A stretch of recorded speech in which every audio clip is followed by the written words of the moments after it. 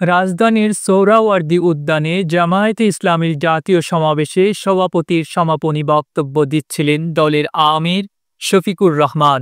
বক্তব্যের এক পর্যায়ে হঠাৎ তিনি মাটিতে পড়ে যান। নেতাকর্মীদের সহযোগিতায় উঠে দাঁড়ালেও আবার অসুস্থ হয়ে পড়ে যান তিনি। পরে বসেই নিজের বক্তব্য শেষ করেন জামায়াত আমির। শনিবার ১৯ জুলাই বিকেল সোয়া ৫টার দিকে সোহরাওয়ার্দী উদ্যানে জামায়াতের সমাবেশের মঞ্চে এ ঘটনা ঘটে। সমাবেশে ছিল বিপুল উপস্থিতি। এতে জামায়াতের জ্যেষ্ঠ নেতাদের পাশাপাশি বিভিন্ন রাজনৈতিক দল ও সংগঠনের নেতারাও বক্তব্য রাখেন। জুলাই গণ অভ্যুত্থানের শহীদ পরিবার এবং আহতদের অনেকেও বক্তব্য দেন। বিকেল ৫টার পর সমাপনী বক্তব্য দিতে ওঠেন দলটির আমির শফিকুর রহমান। ডায়াসে দাঁড়িয়ে বক্তব্যের এক পর্যায়ে তিনি বলেন, একটা লড়াই হয়েছে ফেসিবাদের বিরুদ্ধে, আরেকটা লড়াই হবে দুর্নীতির বিরুদ্ধে। জামায়াত যে দুর্নীতিমুক্ত সমাজ গড়বে তার প্রথম প্রমাণ হচ্ছে। একথা শেষ করার আগে তিনি পড়ে যান। নেতাদের সহযোগিতায় কিছুক্ষণের মধ্যেই উঠে দাঁড়িয়ে জামায়াত আমির বলেন, সবাই নিজ নিজ জায়গায় অবস্থান গ্রহণ করুন। আল্লাহ তাআলার শুকরিয়া আদায় করি আবার আপনাদের সামনে দাঁড়াতে পেরেছি। আমি বলেছিলাম দুর্নীতিমুক্ত বাংলাদেশ আমরা সবাইকে নিয়ে গর্ব।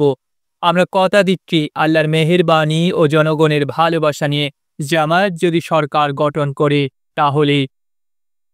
এ পর্যন্ত বলে আবারও অসুস্থ হয়ে পড়েন জামায়াত আমির। তিনি ধীরে ধীরে নিচে বসে পড়েন। এ সময় মাইকে বলা হয়, আমিরে জামায়াত একটুখানি অসুস্থ হয়েছেন গরমের কারণে, কিন্তু তিনি বারবারই চেষ্টা করছিলেন বক্তব্য দেওয়ার জন্য। ডাক্তাররা বলছেন তার আর বক্তব্য রাখা ঠিক হবে না। এরই মধ্যে জামায়াতের আমির নিচে বসেই মাইকে আবার বক্তৃতা শুরু করেন। তিনি বলেন, আলহামদুলিল্লাহ, আল্লাহ যত সময় হায়াত দিয়েছেন তত সময় মানুষের জন্য লড়াই করব ইনশাআল্লাহ। এ লড়াই বন্ধ হবে না। বাংলার মানুষের মুক্তি অর্জন না হওয়া পর্যন্ত আমাদের লড়াই অব্যাহত থাকবে।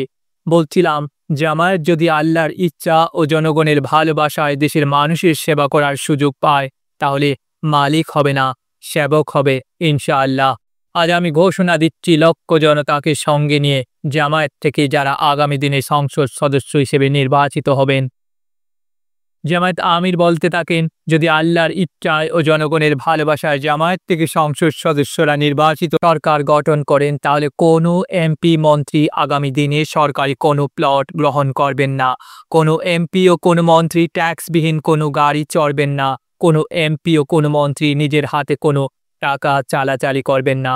কোনো এমপি ও কোনো মন্ত্রী যদি তার নির্দিষ্ট কোনো কাজের জন্য বরাদ্দ পেয়ে থাকেন, কাজ শেষ হওয়ার সঙ্গে সঙ্গে বাংলাদেশের মানুষের কাছে তারা তার প্রতিবেদন তুলে ধরতে বাধ্য থাকবেন।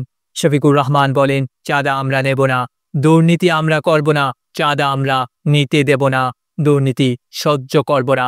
এই বাংলাদেশটাই আমরা দেখতে চাই। যুবকদের স্পষ্ট ভাষায় বলতে চাই, তোমাদের সঙ্গে আমরা আছি।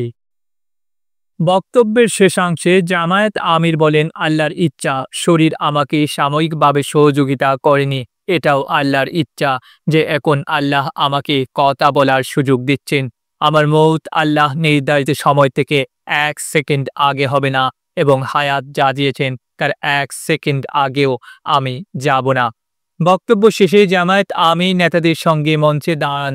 তখন জামায়াতের সেক্রেটারি জেনারেল মিয়া গোলাম পরওয়ার বলেন, প্রচণ্ড গরমে অনেকে যেমন অসুস্থ হয়েছেন, আমাদের আমিরে জামায়াতও সাময়িক অসুস্থ হয়ে পড়েছিলেন।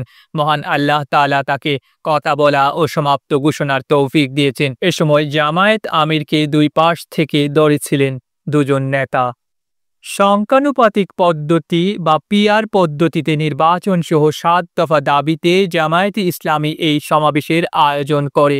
সারা দেশ থেকে দলটির নেতা কর্মীরা সমাবেশে যোগ দেন। বেলা 2টায় আয়োজনের মূল পর্ব শুরু হয়। আমিরের বক্তব্যের মধ্য দিয়ে সমাবেশ শেষ হয়। জামায়াত সূত্রে জানা গেছে, সমাবেশ স্থল থেকে জামায়াতের আমির শফিকুর রহমানকে রাজধানীর একটি বেসরকারি হাসপাতালে নেওয়া হয়। ডেস্ক রিপোর্ট, আধুনিক কাগজ।